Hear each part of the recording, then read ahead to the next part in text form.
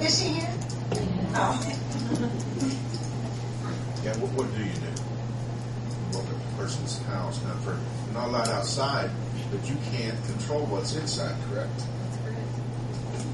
Well, Yes, can I might be speak? better address that. If I get a complaint or a call about a residence, and I get there, well, it's going to be about their dogs, and usually people will tell me the address where the dog problem is, which is a great help to me. So I have a physical address to go to, and most of the time when I go to the front door and I don't see them outside, I will hear them inside, so I know I'm in the right place.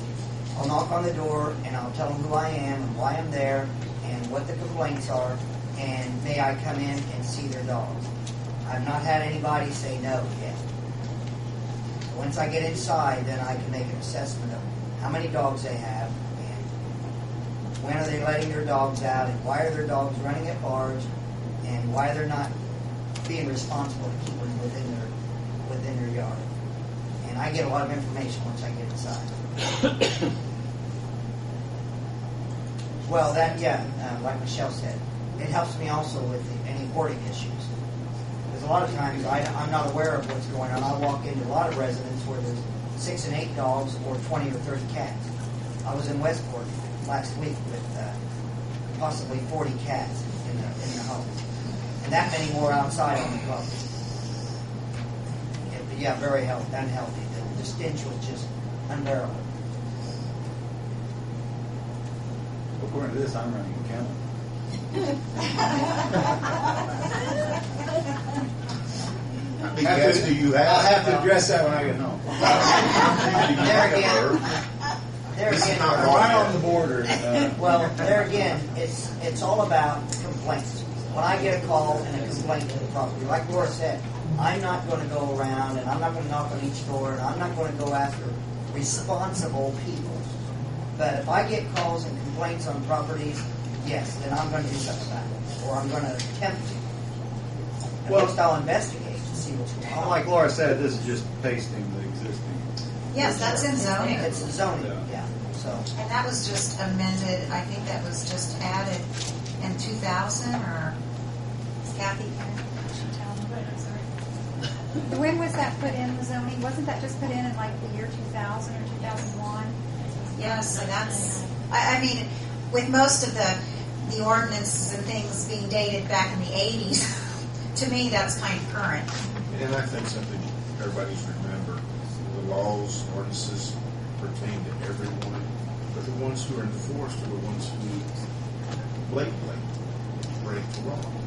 It's not people trying to take care of the pets.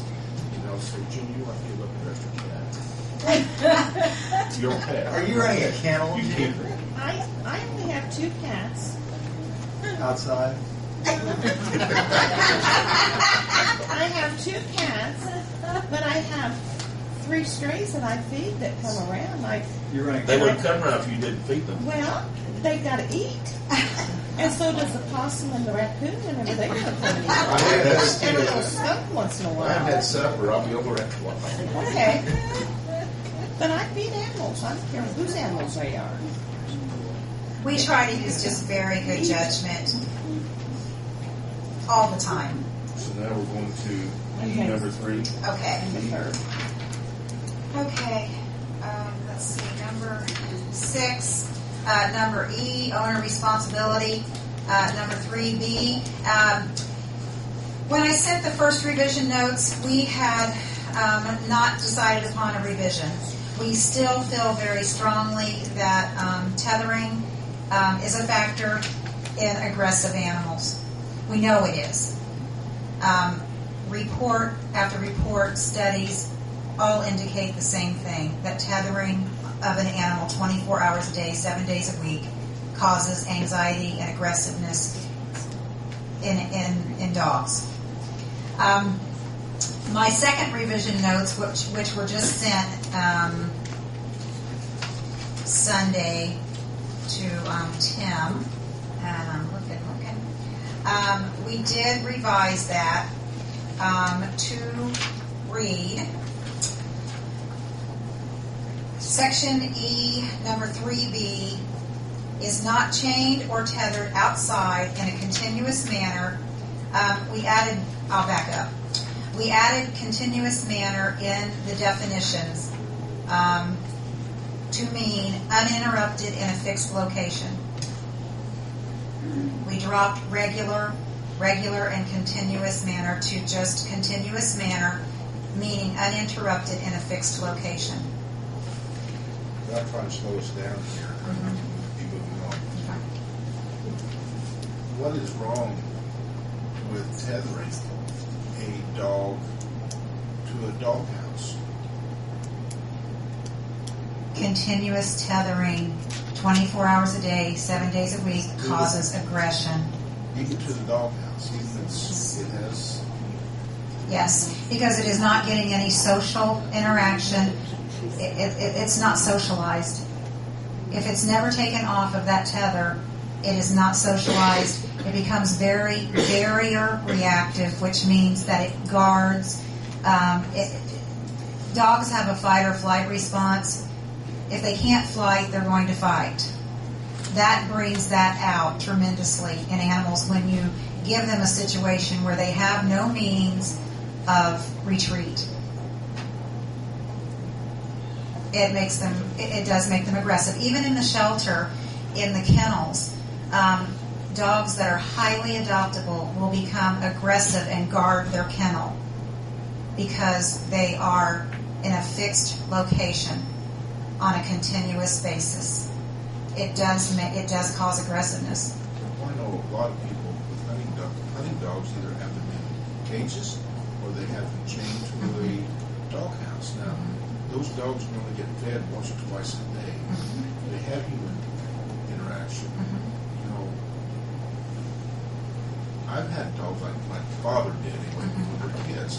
They weren't mean animals. They were chained all the time. They were hunting dogs, and they were let loose when we did their hunting. I can say we haven't had very many aggressive coon dogs in the. I mean, that is a dog that has a very good nature, and beagle hounds. But we have had beagles be barrier reactive. Absolutely. Well, this is things that the council needs to look at, vote on tonight, or take it first reading.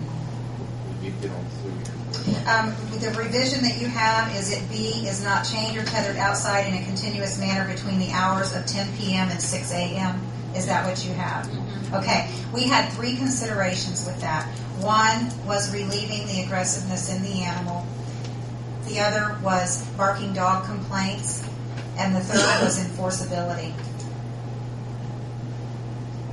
That is something that could be enforced if we get complaints. We do get complaints, not if we get complaints. When we get the complaints is really the wording. It is enforceable. I mean, if we get that complaint at a certain time of day when the dog is not supposed to be tethered out all night long. Do you happen to know, is this consistent with other communities like our size, Rushville, Batesville? I mean, I know there are some communities that have non-tethering ordinances. Some just have like no pit bulls, or I mean, I think it's just what needs do each city want to.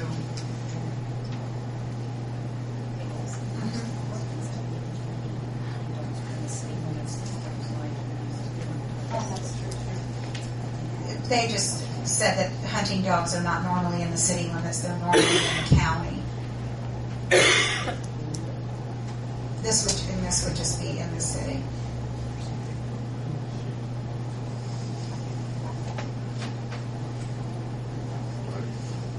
Ready to move on? Okay.